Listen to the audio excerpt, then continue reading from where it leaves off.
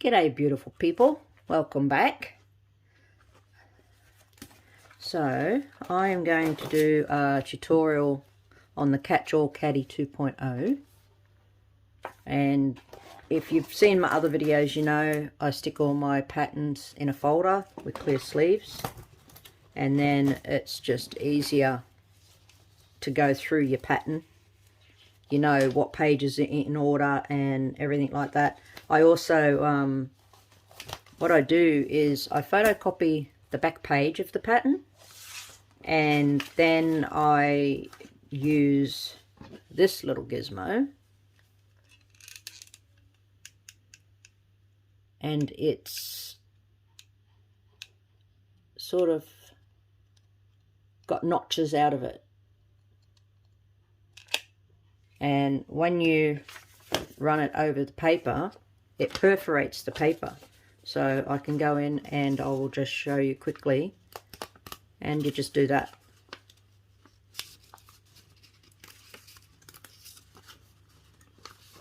And you take out the pieces that you need. Where's the line that I cut on that one? There.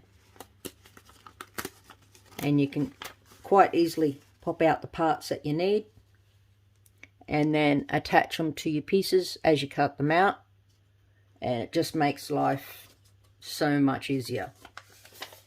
So that's something I do. And then also when I finish with that particular piece, so say for example like here, when I go to use my strapping,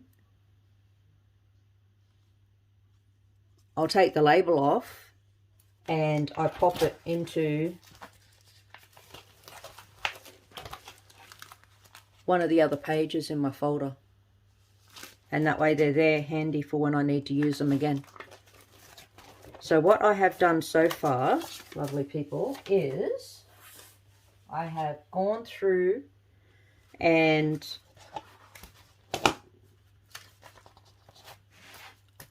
looked at the coordinating fabric, cut out the pieces I needed with that,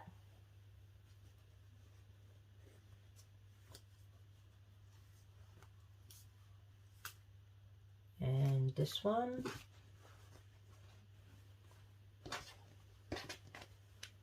so what you need to do is you need to cut out a stabilizer sleeve.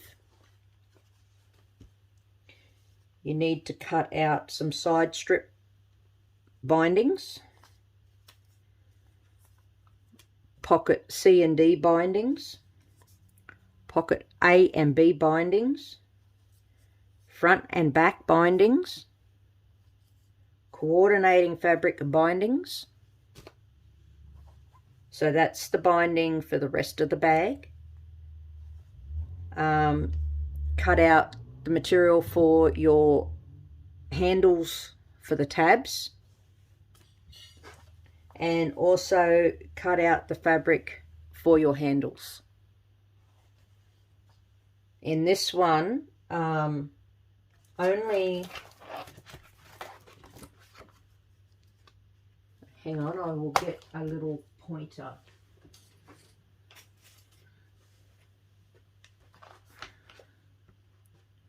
Only these parts here use strapping.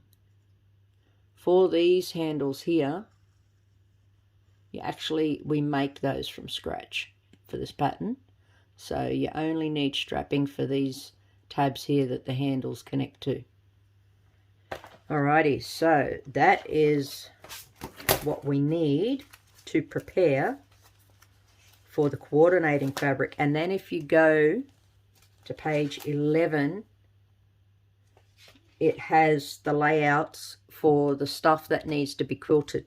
Now you have options here. You can get a piece of your lining fabric, main fabric, and soft and stable, send it to a long armor and get them to quilt it as one piece, and then you proceed to cut out the individual pieces that you need from that one piece. However, if you want to use say for example a main and a lining for the main bag, but then the pockets on the outside, you want to use a different main fabric on that, then you're going to want to quilt it differently. So in the pattern, it gives you options. So you can have quilted set A, B, and C. And what it tells you to do is it has measurements in there, and you cut out your soft and sable, your main, and your lining fabric. You then proceed to quilt that piece, and it is actually bigger than the finished pieces that you need. Once you've quilted it, you then go ahead and trim it down to the size that's needed for those sets. So set A is your side strip. So you'll cut your soft and sable and your material, quilt it, and then you will look at your pattern and cut it down to the size that it says on there. So that is quilted set A. Then there is quilted set B, and from this one you will cut pockets A, B, C, and D from that one. Then there is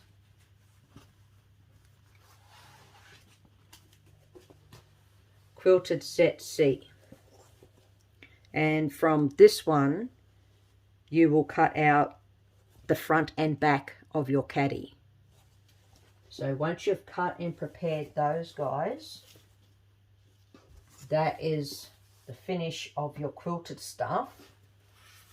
And on there, for the layouts options that Annie gives you, you also need to cut your divider pieces. But these pieces don't get quilted, so there's no soft and sable that goes into the middle of these guys. So you need divider A lining, divider B lining, and then divider A main fabric and divider B main fabric. Now they can be, you know, entirely different fabrics or whatever. And then you also need to cut out some fusible interfacing, and I've already cut that out and I ironed it on. So my main pieces have that, you iron it onto your main piece, so they are done. So you'll need 2 pieces of that to cut, and then you also need to cut 4 pieces of your strapping webbing for your handle tabs, and you'll also need to cut 2 pieces of your soft and sable for the inside of the handles. So once you have all that cut out, that is everything you need ready to go to start the next process, which is the assembling of the bag. So then we go back to page 3, and it then directs you in the measurements that you need to cut out from your quilted set A, quilted set B, and quilted set C. So I will do that, and then we will move on.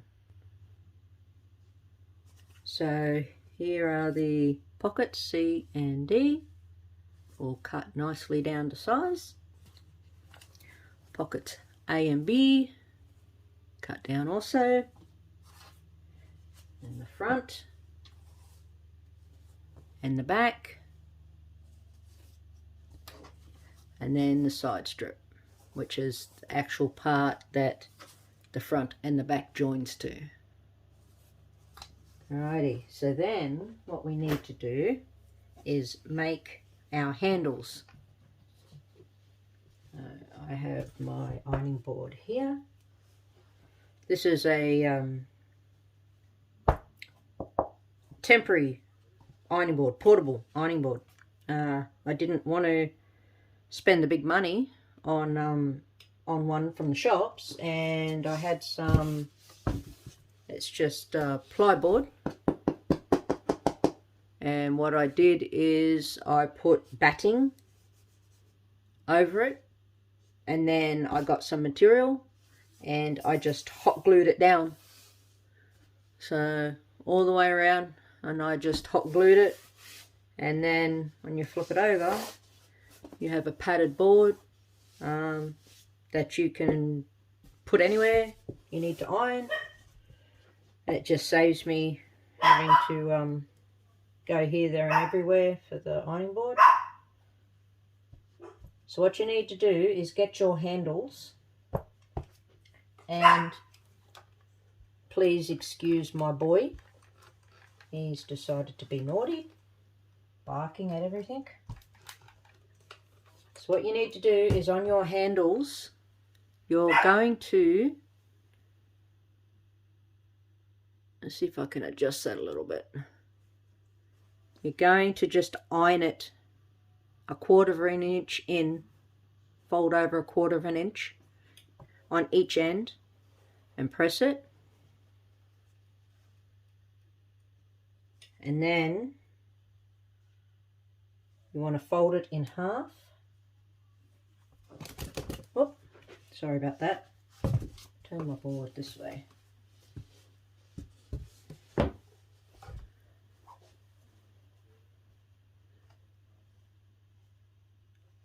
So then we fold it in half.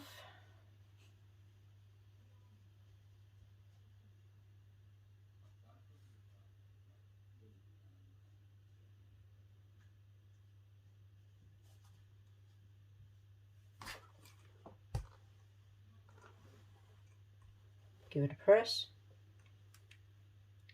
Make sure those ends stay tucked in.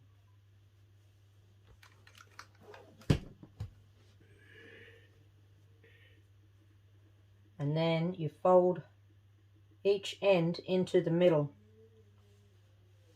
and give it a press. But what I do is I'll press one end, but I won't the other. Because what I found is,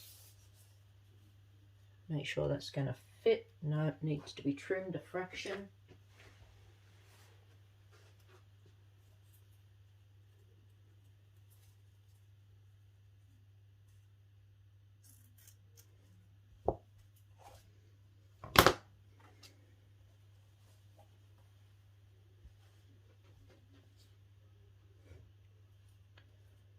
So what I found is if I fold both ends in and press it, when you go to fold it over, because of the bolt, the thickness of the softened sable, so say I had that in there like that and pressed,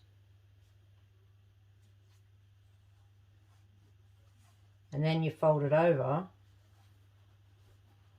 well, this one's actually going to come over. Not quite. It doesn't quite meet the other side. Don't know if you can see that. Let's see if I can bring it closer. It doesn't quite meet here.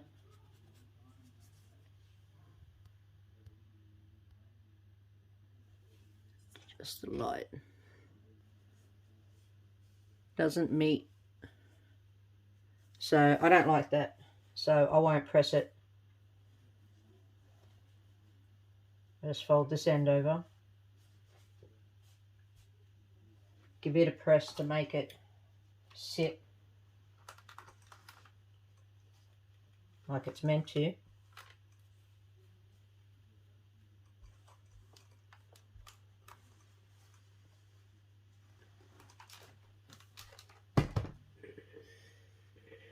And then I fold this one down, but not quite all the way. Maybe 1/4 of an inch up from the middle line. And then when I fold it over, it will then meet. get my bag with my clips in it.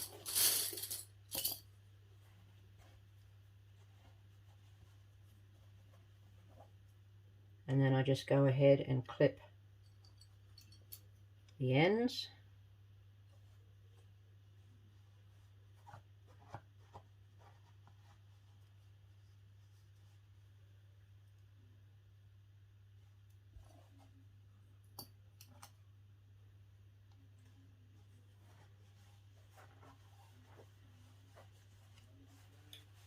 Sorry, I'm very, I don't know, maybe OCD. I tend to like things spot on. So I do take time when I'm doing things. I don't just, you know, bring it over and it's like, oh yeah, that might be 3 mil out or 4 mil out. Yeah, no, that's all right. We'll just call that good. No, that would highly irritate me and drive me slightly balmy. So I must have it in the right spot. So once you've done that one, you then go ahead and do your other one, which I have already done here. And then what you're going to do is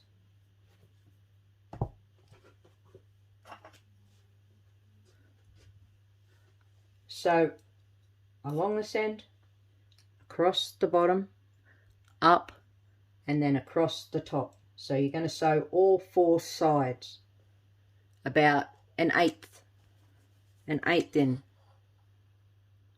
and just seal it down. And once we've done that, we will then go on to the next step. Here we have the handles all finished.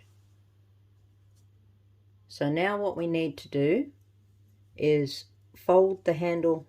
Actually, you've got to look in your pattern and it will show you that you need to make some marks on your handle in from each end. I've used an air eraser, so it's a bit hard to see mine. They're starting to fade. You do that on both ends and on both sides. So you mark in, and it shows you on there where to mark. And then what you do is you need to fold this over and sew it down. So to reduce this, pinch your material and pull it away from the soft and sable in the middle, and about an inch from each end put a clip.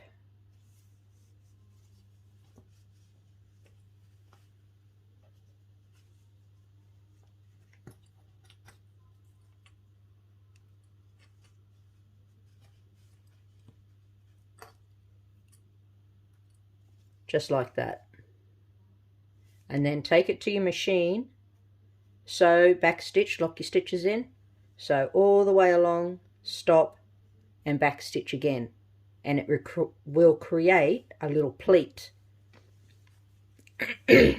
just like this one.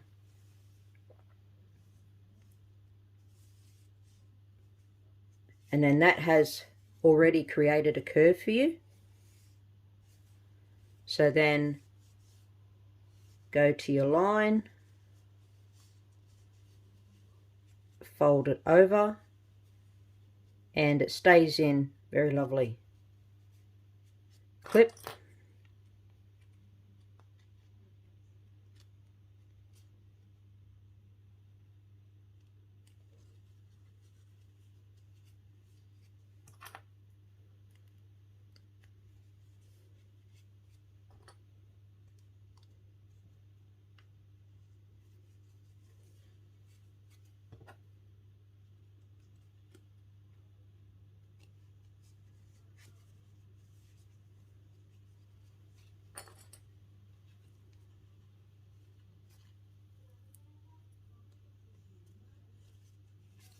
And then take it to your machine and stitch in the same line of stitching that you previously done. Remember just to back stitch to lock your stitch, and then just sew along all the way along to where you marked it up from the other end, and then lock your stitch again, and then your handle is done. So I will do that and be right back. So this is our finished handle.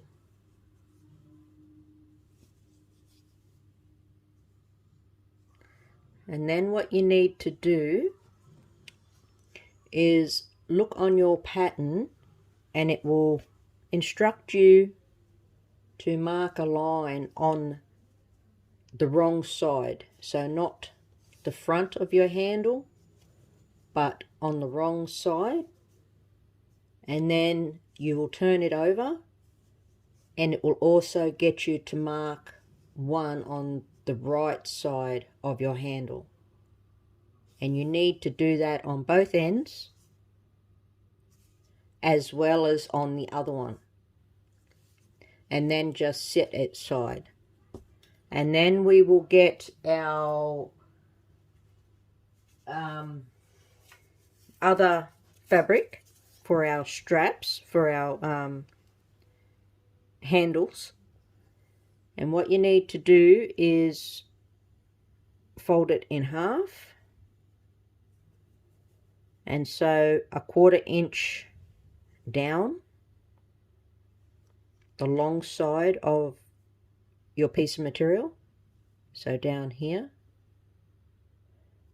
make sure you backstitch just a little bit at the start, at the top and the bottom of each one, just so when you turn it, the stitches don't come undone. Once you do all 4 of those, turn them in the right way and insert your piece of webbing. Once you've done that, you will end up with these.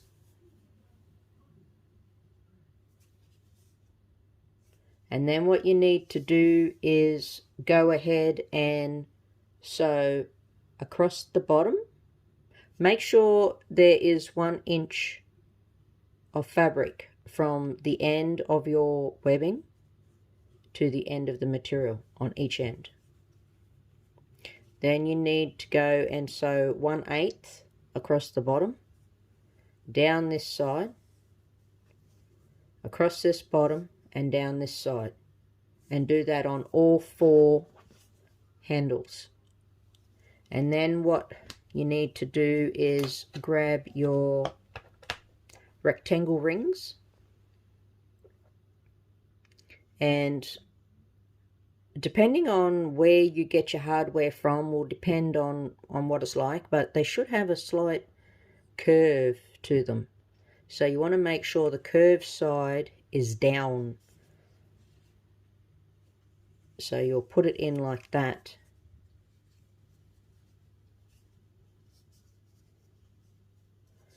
When you put it in, you then stitch across the bottom here to secure that. So then you will have 4 handles like this. Make sure your seams are on the inside.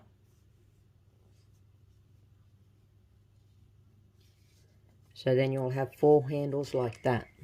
Once both handles are to this point, we then take our other handle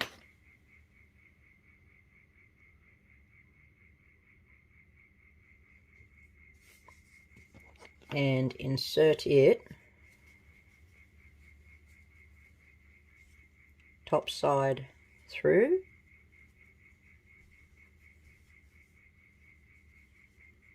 our D-ring, and take the end of it up to the line that you marked previously. You'll then see the line that you marked on the right side also, and take that to your machine, stitch a box. So stitch all 4 sides down, then stitch an X, and do that twice just to give it a bit of reinforcement, and you will do that on both sides.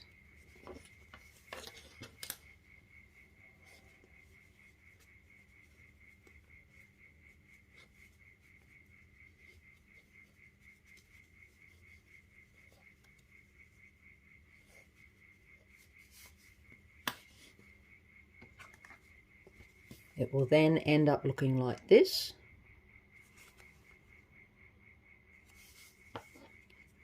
That is your handle then completed. We'll sit it aside and move on to the pockets. So what I'll do is, this will be part 1. I'll end this video, otherwise they're going to be too long and people may not want to watch to the end. And I will move on to the pockets and then I will upload that after this one. So bye for now. Please guys, give me the thumbs up if you like the video. Leave any comments, happy to ask any questions, and do me the favor of please subscribe to my channel. A lot of my viewers, it's telling me they're not subscribed.